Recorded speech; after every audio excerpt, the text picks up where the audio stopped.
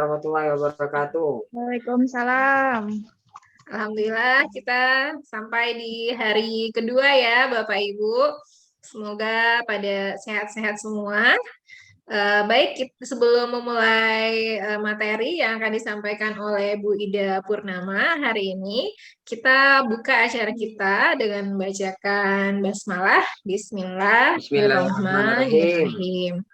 Baik, kita lanjut ya ke acara inti kita Bapak Ibu, yaitu penyampaian materi yang akan disampaikan oleh Bu Ida Purnama. Silakan Bu Ida. Terima kasih Bu Farah. Assalamualaikum semuanya. Waalaikumsalam warahmatullahi wabarakatuh. Senang bertemu kita hari ini di kesempatan.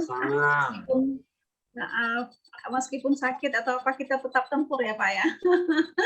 Oke, hari ini saya tetap ceria. Oke, hari ini saya akan menyajikan materi tentang profil pelajar Pancasila, karena salah satu pencapaian yang ingin dicapai pada kurikulum sekolah penggerak tentunya untuk mencapai profil pelajar Pancasila. Bapak Ibu, di profil pelajar Pancasila itu adalah salah satu penanaman karakter yang akan kita capai. Sebenarnya di kurikulum 13 ataupun KTSP sudah penanaman karakter ya Bapak Ibu ya, tapi sepertinya di kurikulum sekolah penggerak lebih difokuskan begitu. Baiklah, profil pelajar Pancasila, saya tidak persentase tunggal tentunya karena ini sudah materi kita bahas sama-sama. Profil pelajar Pancasila, kita hanya akan mengulang materi ini. Saya akan sajikan dulu. Apakah kelihatan materi saya, Pak Bu Farah?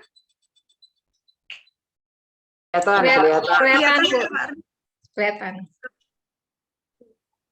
Oke, terima kasih.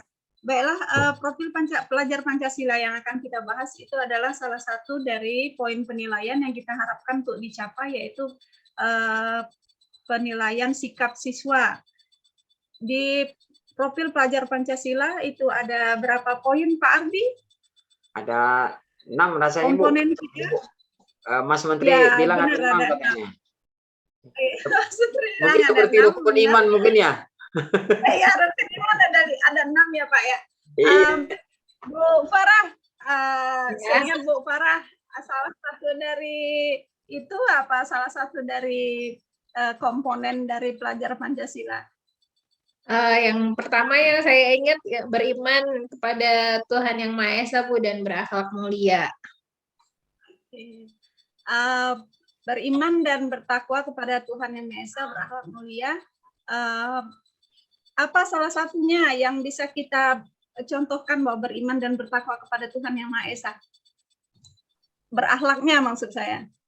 Kita mengharapkan siswa yang kita harapkan siswa beriman dan bertakwa Tuhan Maha Esa itu berakhlaknya biasanya di bagian biasanya sebelum belajar berdoa dulu Bu. Berdoa dulu. Itu berarti beriman secara agamanya ya Pak ya. Oke, ada itu beriman dan bertakwa kepada Tuhan Maha Esa. Jadi ya. Ya Pak Kalau Ardi? saya kalau yang berakhlak mulianya mungkin bisa saling menghormati sesama teman ya. Sesama berarti ya, itu berakhlak terhadap lingkungan ya Pak ya. Ya begitu. Oke, itu tentang berakhlak kepada Tuhan Yang Maha Esa. Lalu poin yang kedua, berbineka tunggal. Berbineka tunggal, Bapak Ibu ada bisa bantu apa itu berbineka tunggal? Berkebinekaan global ya Bu. Ya, berkebinekaan global. Kok tunggal ya saya? Misi ini. Berkebinekaan tunggal. Ya. Global. Berkebinekaan global. Kalau menurut saya kita itu menghormati sesama teman yang beda-beda suku. Jadi maksudnya dalam kita interaksi dengan teman-teman yang berbeda suku, kita berbeda suku, bisa beda agama, beda ras, itu kita tidak membeda-bedakan Bu, menurut saya. kita berbinekaan itu kan ada dua, Mbak. Berbinekaan secara Nusantara dan berbinekaan bermakna global gitu. Menurut Bapak Ibu, apa bedanya yang kita berkebinekaan secara kita nasionalisme kita berbinekaan Nusantara sama berkebinekaan global?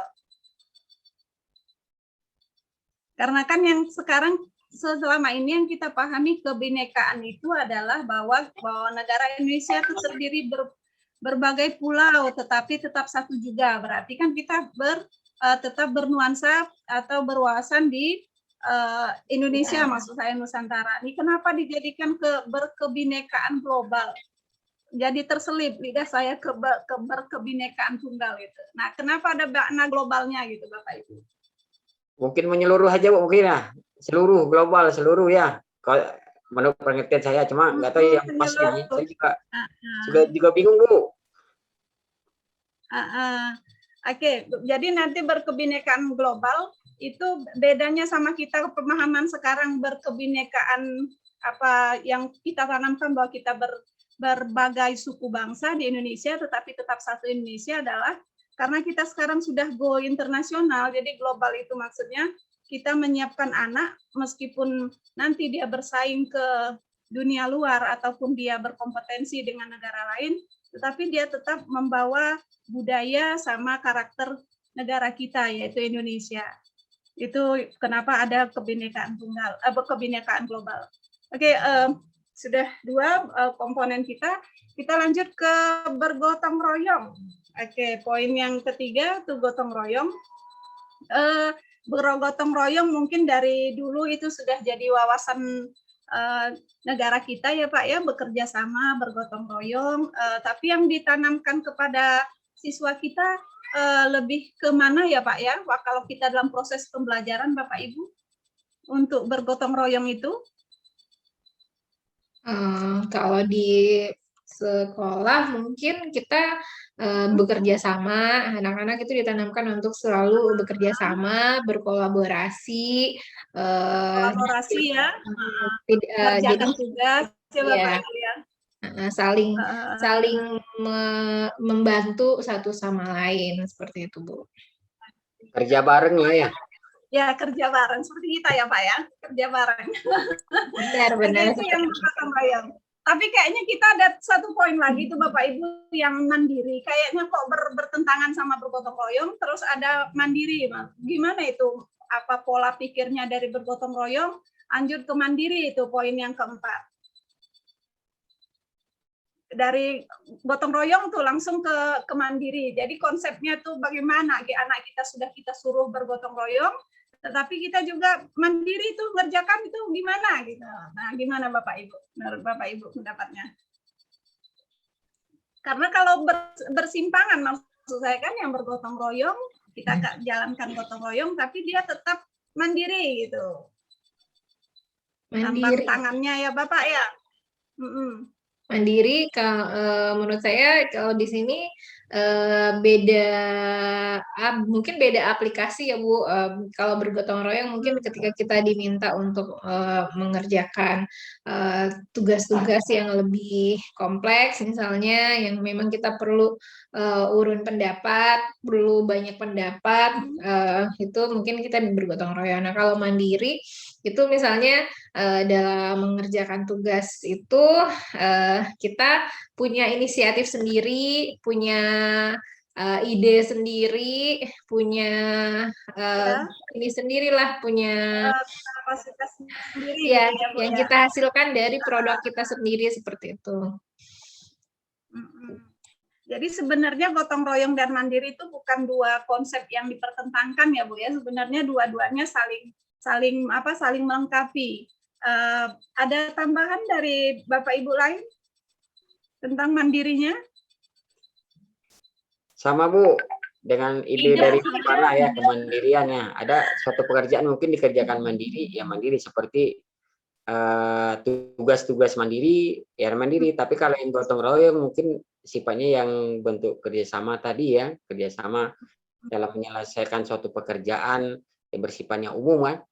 Tapi ya mandiri ada hal-hal juga aktivitas yang dikerjakan mandiri, siswa juga dituntut untuk memunculkan potensi yang di dalam dirinya sehingga mengerjakan aktivitas tersebut harus dengan kemandirian dia gitu ya. Iya. Jadi gotong royong dan mandiri itu sebenarnya bukan dua hal yang bertentangan, karena bermaksud gotong royong itu adalah menanamkan bekerja sama sama teman-teman, tetapi mandiri itu supaya dia dituntut bahwa dia bisa menyelesaikan banyak hal sendiri, karena pada kehidupan juga kita kan beberapa hal harus kita selesaikan sendiri dalam mengambil keputusan ataupun kebijakan lain. Tetapi tentu kalau tidak bisa kita selesaikan, kita tetap menjalankan bergotong royong, bermusyawarah seperti itu. Itu konsep bergotong royong dan mandiri. Lalu yang kelima yaitu bernalar kritis. Bernalar kritis itu sepertinya gampang-gampang susah ya Pak Ardi ya. Bernalar kritis tuh gampang-gampang susah, maksud saya kritis secara materi matematik tentunya agak beda dengan kritis secara profil pelajar Pancasila gitu yang dituntut secara global. Nah, menurut pendapat kita tuh bernalar kritis di sini karena bersifat umum secara pelajar Pancasila, gimana ngaplikasikannya Bapak Ibu? Bernalar kritis untuk profil pelajar Pancasila dengan kehidupan yang berkebinekaan global. Menurut Karena saya, kalau kita di matematik menyelesaikan masalah gitu, berpikir kritisnya, mencari masalah, menyelesaikan masalah. Oke, silakan. iya. Kalau bernalar kritis di matematika kita sangat perlu ya keterampilan bernalar kritis. Salah satu keterampilan matematika yang perlu ditumbuhkan juga yaitu kita selalu memunculkan sebuah ide baru. Jadi tidak menerima yang sudah ada seperti itu Bu. Jadi selalu memunculkan sebuah pertanyaan terhadap ide yang dilemparkan. Apakah ini sudah valid? Apakah sudah benar? Nah, itu ya seperti itu. Jadi dari situ bisa lebih muncul lagi ide-ide baru, lebih digali lagi pemahamannya seperti itu. Kalau saya bernalar kritis itu Ibu Ida ya, jadi kita mengharapkan pelajar itu mampu secara objektif dia memproses informasi, baik itu informasinya kualitatif maupun kuantitatif ya. Kemudian juga bisa membangun keterkaitan antar berbagai informasi yang diperoleh tadi, kemudian bisa menganalisis informasinya, kemudian bisa mengevaluasi bahkan sampai ke dia menyimpulkan begitu. Jadi harapannya sama seperti kalau kita mengolah data begitu ya. Kita dapat data. Nah, begitu. Kalau di statistik kan ada tahapan dalam mengolah data gitu ya. Seperti melakukan penelitian, kita sering melakukan penelitian, mendapatkan data informasi, kemudian mengkaitkan keterkaitan data-data yang kita peroleh tadi, kita menganalisis, kemudian mengevaluasi, bahkan terakhir nanti bisa menyimpulkan begitu. Jadi mungkin seperti itu yang bernalar kritis yang menurut yang kami baca gitu Bu. Ya, terima kasih Bapak Ardi. Ya, bernalar kritis dari Bapak Ibu ajukan pendapat tadi benar bahwa kalau secara matematis kita adalah berpikir kritis itu dengan cara menggali mendapatkan berpikir kritis itu dengan menggali pertanyaan-pertanyaan, tidak terfokus pada pernyataan lama gitu ya untuk mendapatkan jawaban lebih baru atau bernalar untuk mendapatkan kesimpulan baru. Kalau secara pelajar Pancasila tadi yang sudah dikemukakan oleh Pak Ardi, bahwa berpikir kritis itu menggali informasi, artinya kalau di sekarang ini sudah jaringan sudah adanya informasi yang sangat mengglobal gitu, adanya informasi baru itu dikritisi, artinya dipertanyakan apakah benar informasi tersebut, dicari datanya secara detail, secara kritis, baru bisa dikaitkan dengan informasi, baru penarikan kesimpulan. Tadi Pak Ardi sangat bagus memberikan argumennya langsung ke matematik gitu ya, dari proses pengolahan data, mengolah data, menghubungkan keterkaitan data sampai menganalisisnya, evaluasi dan menarik kesimpulan. Terima kasih Bapak Ibu. Tinggal satu lagi tentunya tentang kreatif. kreatif itu kalau secara gamblang berarti membuat yang baru ya Pak ya. Benar nggak Pak? Kreatif. Berupaya menghasilkan yang baru gitu ya. Nah itu Ya, kalau seperti ini menghasilkan yang baru mungkin agak repot ya, tapi kebanyakan memodifikasi ya deh. Memodifikasi juga bisa ya. Memodifikasi ya, merubah yang lama tapi dengan tampak atau penambahan di beberapa poin ya Pak ya. Betul. Ya, kreatif. Jadi nggak mesti membuat yang baru ya Pak ya. Betul. Prinsipnya memodifikasi. Memodifikasi. Oke, terima kasih atas kita diskusinya penyajian materi saya seperti ini, begitu banyak masukan.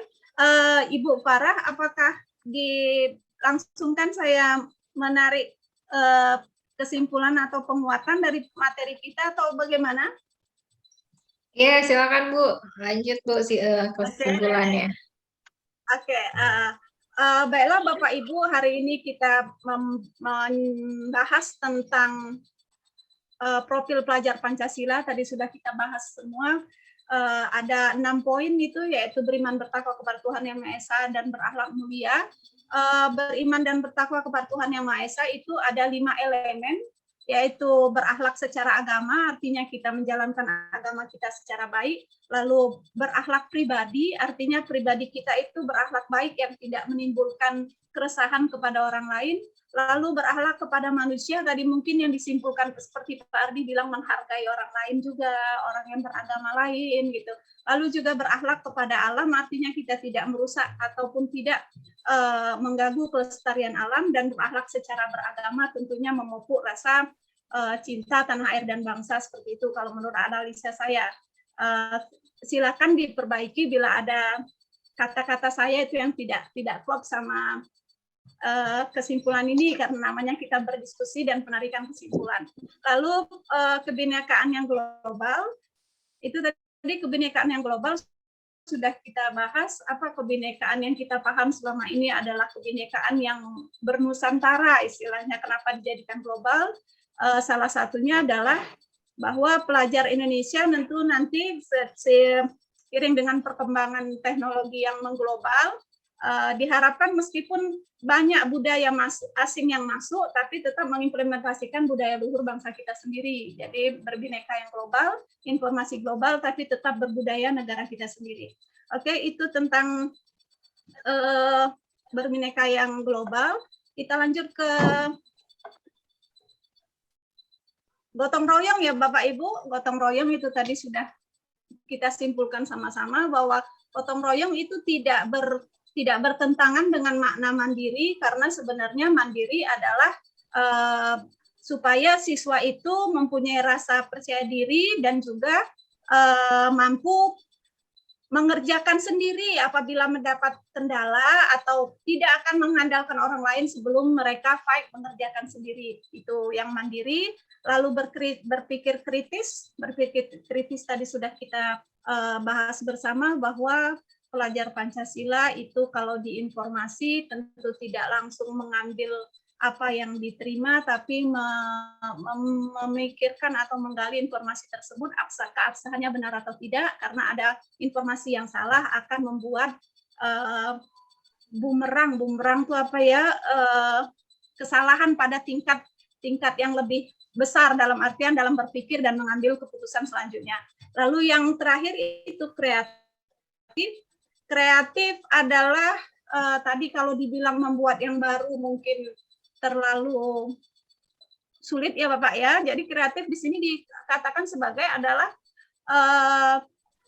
menjawab tantangan cepatnya perkembangan zaman. Selain dituntut untuk adaptif, kita juga harus mengimbangi dan kreatif. Kreatif artinya melakukan perubahan-perubahan atau menciptakan inovasi-inovasi yang baru, tapi belum berarti harus mengubah mutlak apa yang sudah ada.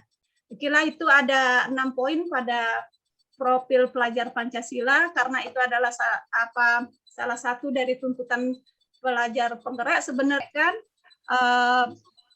bila ada salah kata mohon maaf. Billahi taufiq wal hidayah. Wassalamualaikum warahmatullahi wabarakatuh.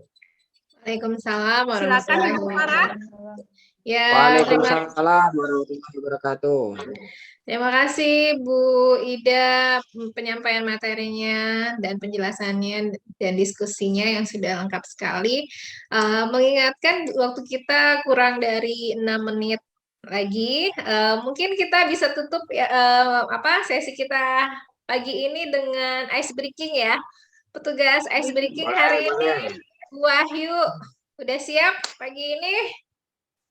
Siap, silakan Bu Wahyu, kita mulai. Terima kasih Bu Farah. Ice breaking-nya pagi-pagi sarapan pakai tepung sambal aja biar pedes ya, Ibu Bapak Oke, ya. mantap. Sambal apa Bu? Sambal cobek. Ya, sambal meleleh, Biar melek. sambal mata. Jadi kan kalau misalnya tepung sambal, ambil cabai, ulek-ulek, ambil garam, ulek lagi, ambil terasi.